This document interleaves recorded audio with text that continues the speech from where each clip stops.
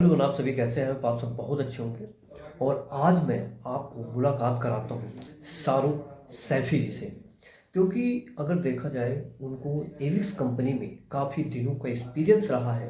तो मैं सोचता हूँ कि इस ब्लॉग के माध्यम से आपको भी वो एक्सपीरियंस देखने को मिले कि कैसा रहा है, क्योंकि बहुत ऐसे लोग हैं जो एविक्स कंपनी में अगर वर्क करना चाहते हैं तो पहली चीज़, अगर उन लोगों को एक्सपीरियंस अगर जानकारी मिल जाती है तो शायद वो अच्छी अपॉर्चुनिटी आने वाले समय में और ले सकते हैं। तो चलिए डायरेक्ट आते हैं, मुलाकात करवाते हैं। हाय सर, कैसे हेलो। हो? कैसे हैं सर? कैसे हो? All well. ओके। तो आपसे मैं जानना चाहूँगा कि एविक्स कंपनी का आपका एक्सपीरियंस कैसा रहा है, हमारे दर्शकों को बताइए। जी। हेलो गाइस, मेरा नाम शाहरुख सैफी। मैं बेसिकली बागपत से बिलोंग करता हूँ, बट अभी जो करंटली रह रहा हूँ मैं नोएडा में। कलेक्शन में आपका वर्क क्या होता था, मैं आपसे जानना चाहता हूँ। कलेक्शन में जो हमारे वहाँ पे प्रोसेस था वो था आईसीआई बैंक का। अच्छा। आईसीआई बैंक की जो क्रेडिट कार्ड होता है ना, कस्टमर ना कार्ड को यूज़ कर लेता था, तो कार्ड उसको ना कस्टमर से पेमेंट निकालनी होती थी, ये होता था। अच्छा अच्छा अच्छा, ठीक है सर। तो बाकी आप कंपनी के बारे में थोड़ा सा बताइए हमें। कंपनी अच्छी है। कंपनी जो हमारा प्रोसेस था वो आईसीआई का था। जो हमारी सैलरी मांगते थी 18,000 इन हैंड थी, और उसमें बोल रहे थे इंसेंटिव भी अच्छा बन जाता था अगर विजिट करते थे कस्टमर के जो एड्रेस था, कस्टमर के एड्रेस पे विजिट करते थे तो इंसेंटिव अच्छा बन जाता था, यानी कि 4 या 5,000 का बन जाता था। अराउंड 23-24,000 सैलरी पड़ जाती थी एक महीने की। अगर कोई उस कंपनी में, यानी कि आपकी ही कंपनी में अगर कोई एविक्स कंपनी में अगर वर्क करना चाहे तो उसका वर्क प्रोसेस क्या होता है, थोड़ा सा अगर आप थोड़ा सा और आइडेंटिफाई करना चाहें, उसको क्लियर करना। देखो, सबसे पहले ये होता है कि बंदे के अंदर क्वालिटी, गुड कम्युनिकेशन स्किल्स होनी चाहिए, ताकि बंदा इंटरव्यू क्रैक कर पाए। वहाँ पे सबसे पहले इंटरव्यू होते हैं। आपको सेल्स के बारे में नॉलेज होनी चाहिए, डेली रूटीन क्या है तुम्हारा, सेल्फ इंट्रोड्यूस होना चाहिए, और यही आउटबाउंड में कर रखा है, इनबाउंड में कर रखा है, यानी सेल्स की जितनी भी नॉलेज है उस बंदे को होनी चाहिए, तब उसको सैलरी पैकेज अच्छा मिल जाएगा। ठीक है। अब मैं वही बात करता हूँ सैलरी पैकेज में, क्योंकि आज के उसमें कोई भी बंदा अगर वर्क कर रहा है तो कहीं ना कहीं उसका एक लास्ट एम तो यही होता है कि अच्छी कंपनी के साथ वो अच्छा पे आउट भी ले सके। तो आप बताएं प्लीज सैलरी के बारे में। जी, सैलरी का मैंने आपको बताया है कि सैलरी अगर बंदे के अंदर कम्युनिकेशन स्किल्स उसकी अच्छी है तो उसकी स्टार्टिंग 18,000 से हो जाएगी। 18,000। जी हाँ। तो इसके साथ साथ अगर उस बच्चे को और भी अच्छा कम्युनिकेशन है तो क्या सैलरी बढ़ सकती है? हाँ जी, अगर कम्युनिकेशन स्किल्स अच्छी है, क्योंकि वहाँ पे इंटरनेशनल प्रोसेस भी है जिसमें कि आपको 25 to 35 सैलरी स्टार्टिंग में मिलेगी। ओके। अगर आपकी इंग्लिश एक्सीलेंट है, फ्लुएंट है, तो आपको सैलरी पैकेज अच्छा मिलेगा। जी। बाकी मैं आपसे ये जानना चाहता हूँ कि आखिरकार कुछ कंपनी के कहीं ना कहीं अगर बेनिफिट, क्योंकि हर लोग कहीं के बेनिफिट ही बताते हैं, मैं जहाँ तक समझ पाता हूँ वो कोई ना कोई एक कमी भी होती है कंपनियों की। तो अगर वो आप सेटिस्फाई कर सके, क्योंकि ये लोग बहुत कम लोग बताते हैं, क्योंकि आज भी उसमें मैंने जहाँ तक देखा है कि लोग अच्छा ही अच्छा बताते हैं।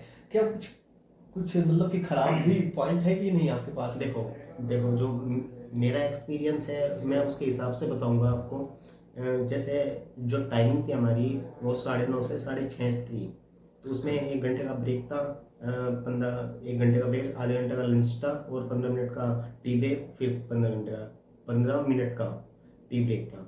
तो उसमें मतलब कि कलेक्शन में ऐसा होता है कि ऐसा नहीं कि प्रेशर कॉल पे कॉल करते रहो, नहीं। अगर एक कस्टमर तुम्हारे पास है और वो पेमेंट करेगा तो आप उसके हिसाब से कॉल, इतना ऐसा नहीं है कि मतलब कि आपको पूरे दिन में 200 या 300 कॉल लेनी है, नहीं। अगर एक कस्टमर एग्री है, अगर एक कस्टमर से भी आपने पेमेंट निकलवा दी है तो उसमें आपको मतलब कि ज़्यादा कॉल अटेंड नहीं करनी पड़ेगी और आपका टारगेट इजीली हो जाएगा। बाकी मैंने जहाँ तक आज भी उसमें लोगों से भी मिला हूँ और जहाँ तक मैं अनुभव किया है कि सेल्स में टारगेट होता है सर, बहुत 100% कहीं ना कहीं टारगेट तो होता ही। सर टारगेट अगर अचीव नहीं होते क्या उनकी सैलरी भी कट होती है या नहीं? नहीं, ऐसा नहीं होता है कि जो कंपनी ऑफर करती है वो बंदे को 3 महीने के लिए, अगर कोई फ्रेशर बंदा है उसको हायर किया है, तो अगर फर्स्ट मंथ में उसका टारगेट अचीव नहीं होता है तो कंपनी दूसरे महीने उसको चांस देगी कि वो जो टारगेट है अचीव कर पाए। अगर दो सेकंड मंथ भी नहीं कर पाता है तो तीसरे महीने में चांस देती है। तीसरे महीने में अगर अचीवमेंट नहीं कर पाता है तो कंपनी रिजाइन करवा देती है। अच्छा। 3 महीने बहुत होते हैं फ्रेशर को सीखने के लिए, वो उस टाइम में कर लेता है। अगर जो करने वाला बंदा होता है वो फर्स्ट मंथ में ही कर लेता है, अगर जिसको नहीं करना होता है वो तीसरे महीने में भी नहीं कर पाएगा। बिल्कुल।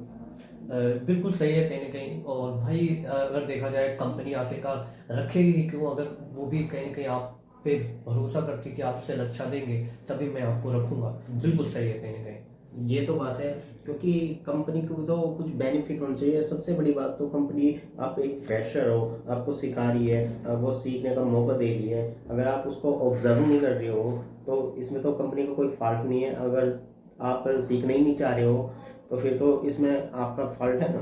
बिल्कुल बिल्कुल बिल्कुल। तो यानी कि कुल मिला के कंपनी अच्छी है, अगर जी। जो भी व्यक्ति अगर ज्वाइन करना चाहे तो ज्वाइन कर सकते हैं। Yes. मतलब ठीक है सर, थोड़ा सा आप एड्रेस बता दीजिए, अगर जो भी बंदे अगर ज्वाइन करना चाहते हैं एविक्स कंपनी को तो उसका एड्रेस बता दीजिए ताकि वो वहाँ पहुँच कर वाकई इंटरव्यू चलता रहता है। इंटरव्यू वहाँ पे कंटिन्यू चलते ठीक रहेंगे है, ठीक क्योंकि है। वहाँ पे काफ़ी प्रोसेस है, तो उसमें हायरिंग होती रहती है। ठीक है सर, आप एड्रेस बता दीजिए प्लीज़। आपने ये देखा होगा सेक्टर 81 मेट्रो स्टेशन, इसके पास में सैमसंग कंपनी है, उसके जस्ट सामने गेट नंबर 2 के सामने एबिस कैश कंपनी के नाम से plot number B45 Noida sector 81, वहाँ पे लोकेशन है ये। ठीक है सर, बहुत अच्छा लगा आपसे मिलकर। और अगर आप दोबारा मुझे मौका देंगे तो जरूर दोबारा भी जी, मिलूंगा। जी। Okay, thank you. Thank you.